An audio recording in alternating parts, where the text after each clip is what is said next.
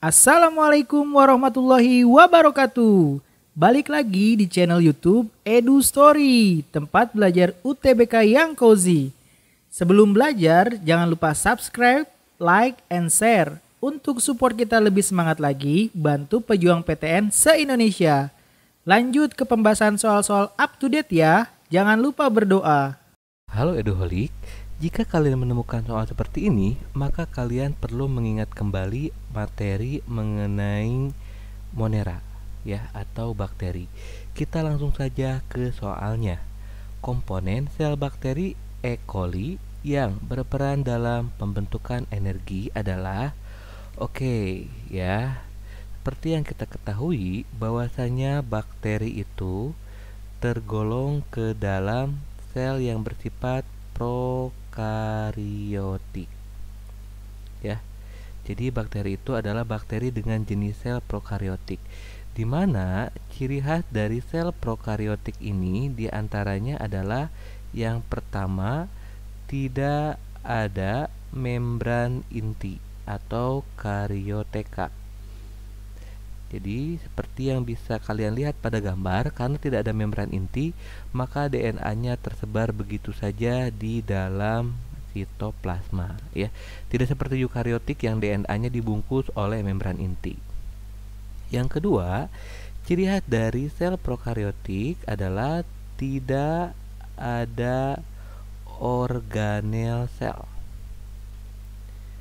Ya. Satu-satunya organel yang dimiliki adalah hanya ada ribosom saja.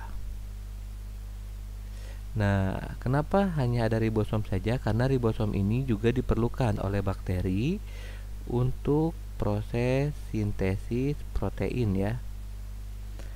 Nah, jadi setidaknya ada ribosom saja untuk sintesis protein. Oke, pertanyaannya adalah bagaimana caranya bakteri, ya salah satunya bakteri E. coli, mereka mendapatkan energi. Nah, dari mana energi ini? Sedangkan yang kita tahu tidak ada organel sel ya. Jadi E. coli ini tidak memiliki mitokondria ya. Kemudian membran sel dimiliki ya, ada. Nah, cuman apakah membran sel itu berperan dalam pembentukan energi? Nah, kemudian kalau lisosom tidak ada ya. Dan badan Golgi pun tidak ada. Nah, lantas di manakah mereka akan mendapatkan energi? Nah, ketiadaan mitokondria sebagai organel yang berperan untuk menghasilkan energi, maka akan membuat si bakteri ini mengganti peranan dari organel mitokondria menggunakan sebuah membran sel yang melekuk ke arah dalam ya. Nih, coba saya tandai dengan warna biru. Jadi kalau kalian lihat ini membran selnya ya, ada yang melekuk ke arah dalam. Nah, seperti itu ya. Dan ini disebut dengan mesosom, di mana fungsi mesosom ini untuk masuknya oksigen dan keluarnya CO2, serta di dalamnya terjadi proses respirasi dengan tujuan menghasilkan energi. Jadi ketiadaan mitokondria bisa digantikan oleh struktur yang bernama mesosom ya. Jadi mesosom ini tadi apa? Adalah bagian dari membran sel yang melekuk ke arah dalam.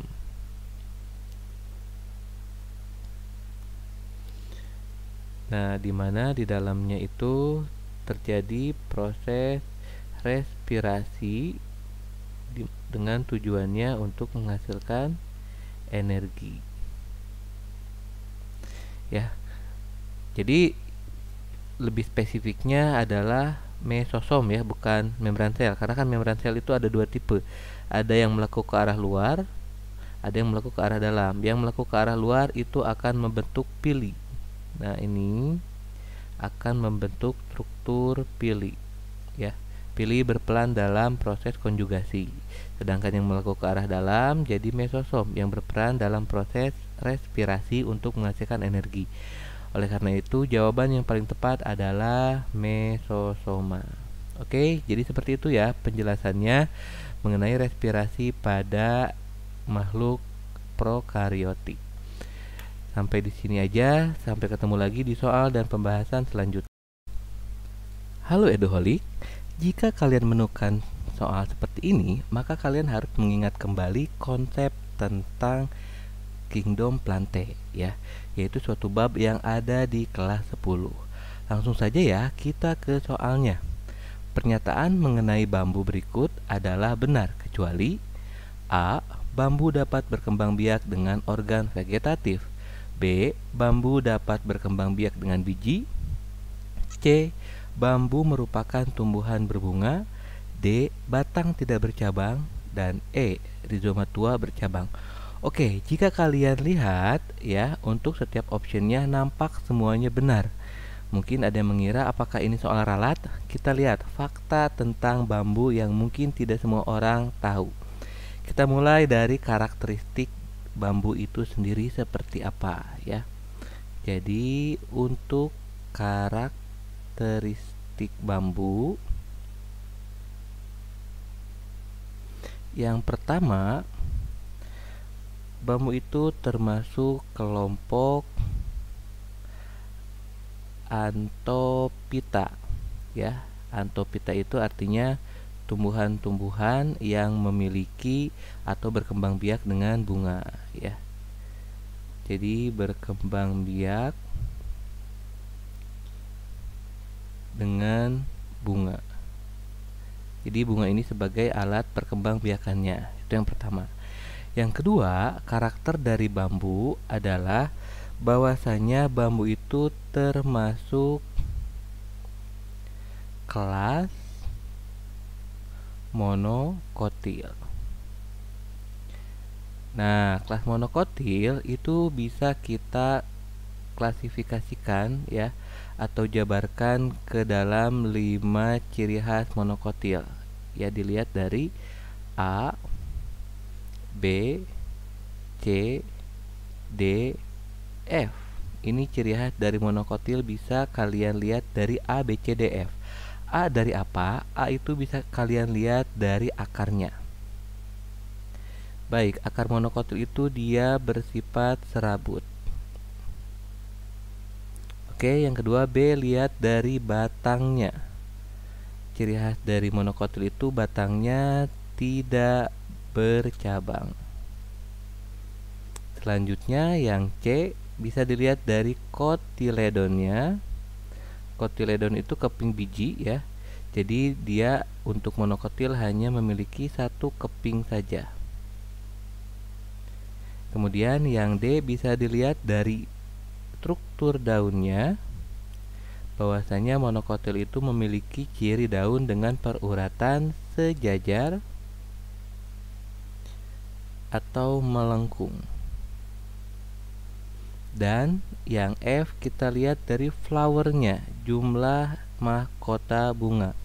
Untuk monokotil ini dia memiliki jumlah mahkota bunga 3 mahkota, 3 lembar mahkota dan kelipatannya. Nah, itu ciri khas dari monokotil. Seperti yang kita lihat, untuk tanaman bambu dia memiliki akar serabut ya, kemudian batang tidak bercabang, kemudian dilihat dari struktur urat daunnya sejajar ya, dan jumlah bunganya untuk mahkotanya itu ada 3 dan kelipatannya. Nah, itu karakter umum dari bambu. Nah, sekarang kita lihat bambu juga memiliki karakter khas ya. Jadi fakta unik tentang bambu, karakter khas yang hanya dimiliki oleh bambu. Nah, kita mulai dari yang pertama. Fakta unik tentang bambu. Yang pertama, nah, walaupun bambu itu termasuk kelompok spermatophyta ya, jadi kelompok tumbuhan yang menghasilkan biji, tapi kenyataannya bambu tidak menghasilkan struktur biji. Jadi bambu itu dia tidak menghasilkan biji, ya. Lantas bagaimana cara berkembang biaknya? Nah, ini perkembangbiakan yang dilakukan oleh bambu adalah bahwa semua bambu itu berkembang biak menggunakan organ vegetatif, ya. Dengan organ vegetatif. Nah, seperti itu. Jadi bambu itu hanya berkembang biak dengan organ vegetatif saja. Nah, di mana organ vegetatif ini akan muncul melalui proses pertunasan, ya. Jadi seperti apa? Jadi diawali dengan adanya rizoma tua yang bercabang. Nah, kemudian percabangan dari rizoma tua ini, ya, dia akan membentuk suatu tunas atau yang kita kenal dengan istilahnya rebung anak bambu. Kemudian rebung ini akan berkembang menjadi tumbuhan bambu, ya. Jadi seperti itu berkembang biaknya, hanya mengandalkan organ reproduksi, ya, vegetatif, ya. Nah, kita lihat kembali ke soalnya. Pernyataan mengenai bambu berikut adalah benar, kecuali berarti kita nyari yang salahnya, ya.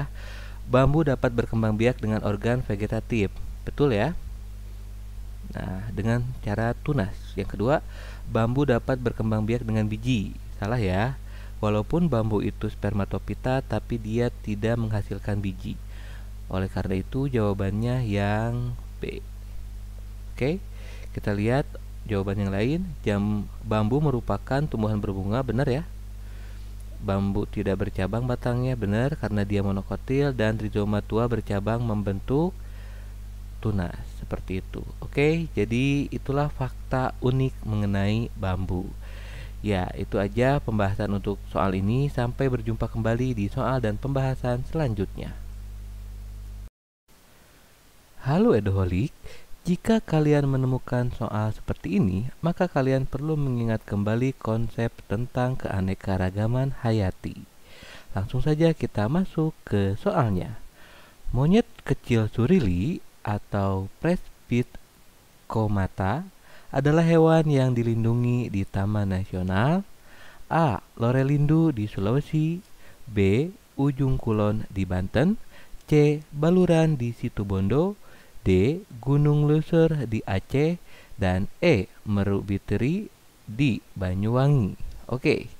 Nah, berikut kami telah sajikan tabel, ya, beberapa taman nasional dan hewan endemik yang khusus dilindungi di dalamnya, ya. Jadi yang kalian lihat adalah daftar beberapa taman nasional dan hewan endemik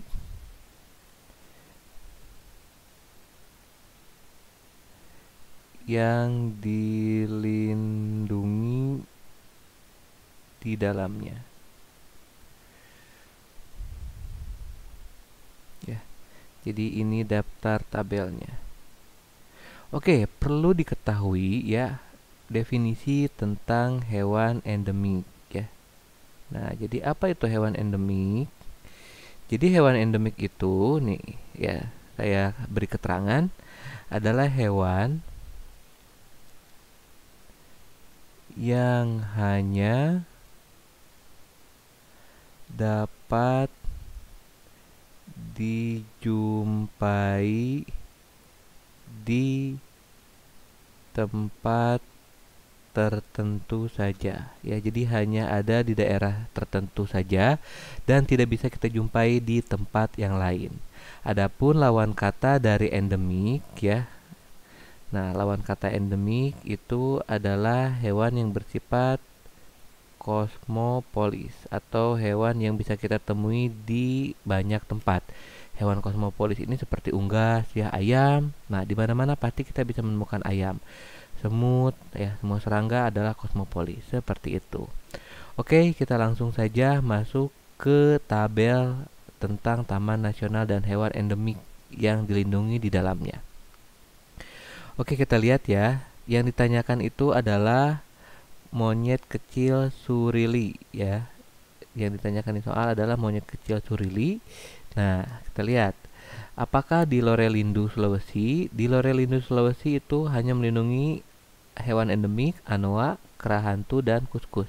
Berarti salah ya, karena tidak ada monyet kecil surili yang dilindungi di Lorelindo. Kemudian selanjutnya Ujung Kulon di Banten. Nah, pas dilihat di sini ada ya. Ujung Kulon Banten ada hewan monyet surili. Oke, oleh karena itu jawaban untuk soal ini adalah yang B. Seperti itu. Untuk sisanya bisa kalian lihat ya. Taman Nasional Baluran, Gunung Luser, dan Meru Betiri itu seperti apa. Nah, dan hewan-hewan yang dilindunginya seperti apa. Oke, sekian untuk pembahasan ini. Sampai bertemu kembali di soal dan pembahasan selanjutnya. Halo Eduholik, jika kalian menemukan soal seperti ini, maka kalian perlu mengingat kembali materi mengenai sistem sirkulasi atau sistem peredaran darah. Yuk, langsung saja kita masuk ke soalnya.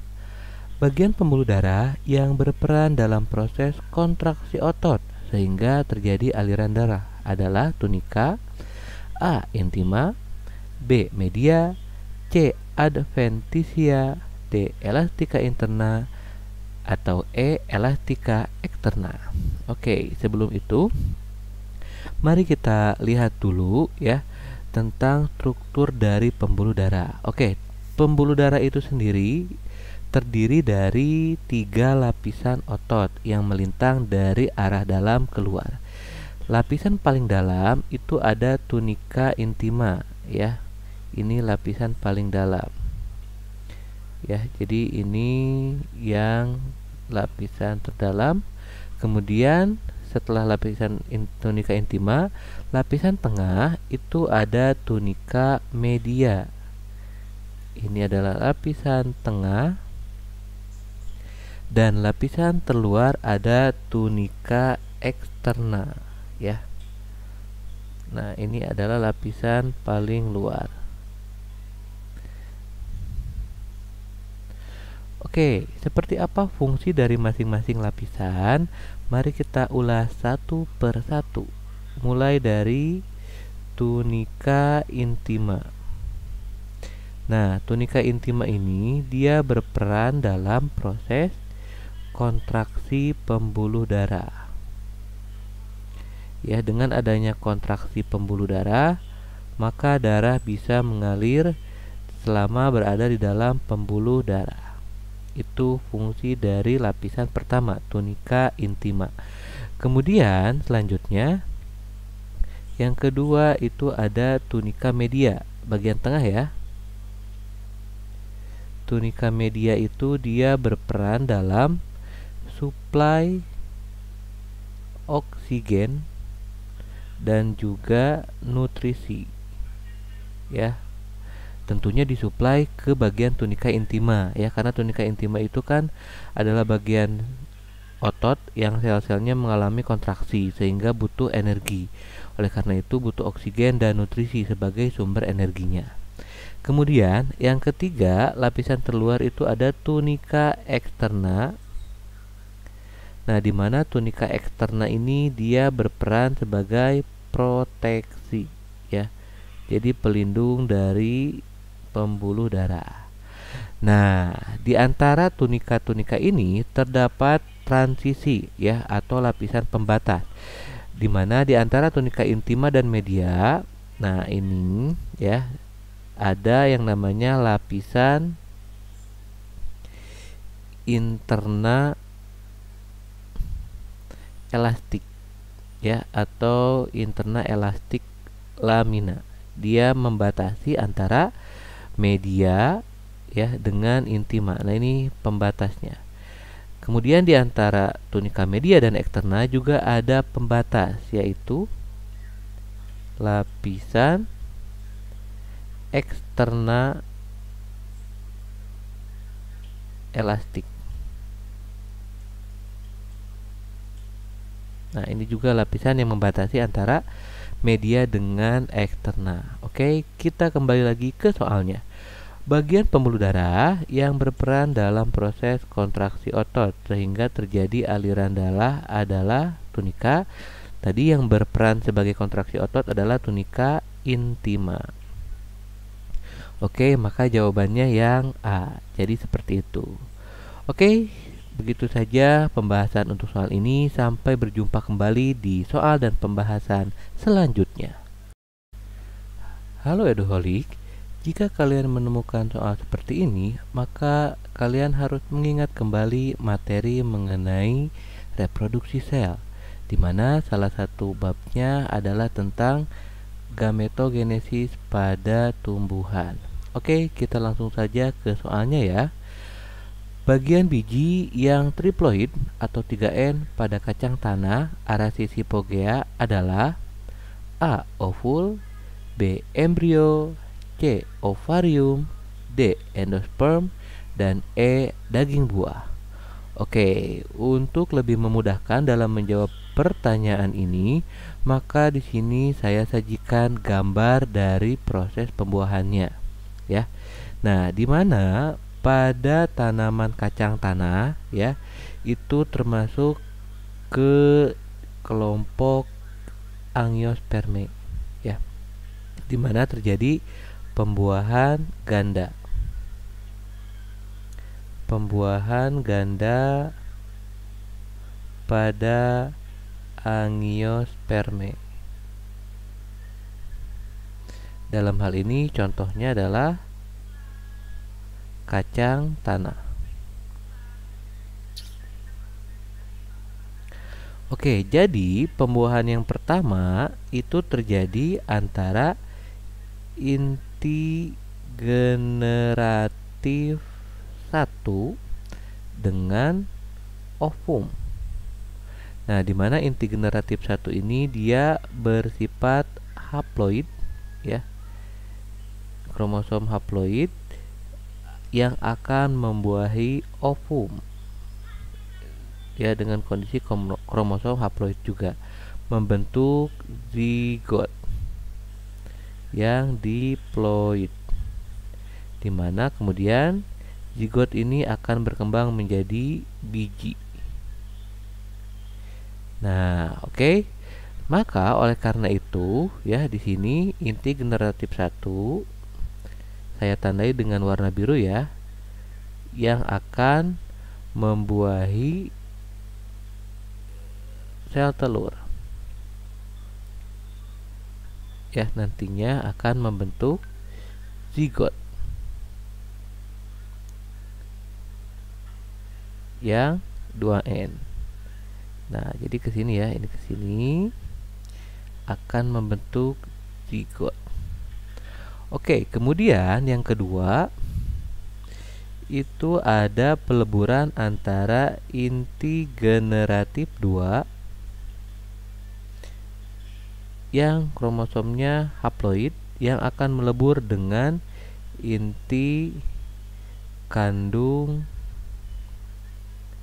lembaga sekunder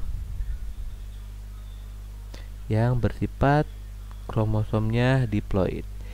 Nah, di mana hasil peleburan ini akan membentuk suatu struktur bernama endosperma.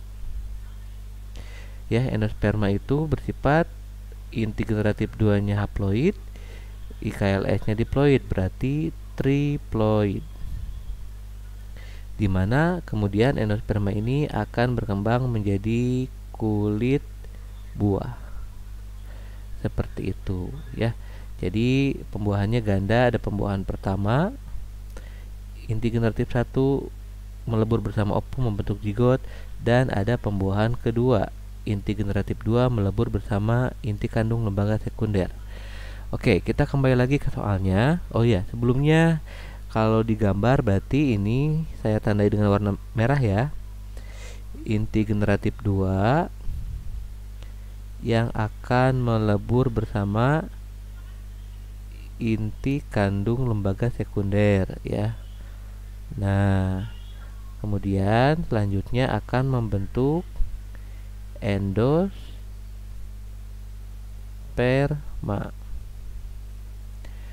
Oke, seperti itu. Kembali lagi ke soalnya. Bagian biji yang triploid, oke, kita cari yang triploid yang 3N pada kacang tanah. Tadi yang 3N adalah endosperma. Jadi seperti itu pembahasannya. Oke, sampai bertemu lagi di soal dan pembahasan selanjutnya. Terima kasih sudah nonton full video ini. Tulis saran dan request soal yang kalian ingin bahas di kolom komentar. Salam Eduholik, salam pejuang PTN.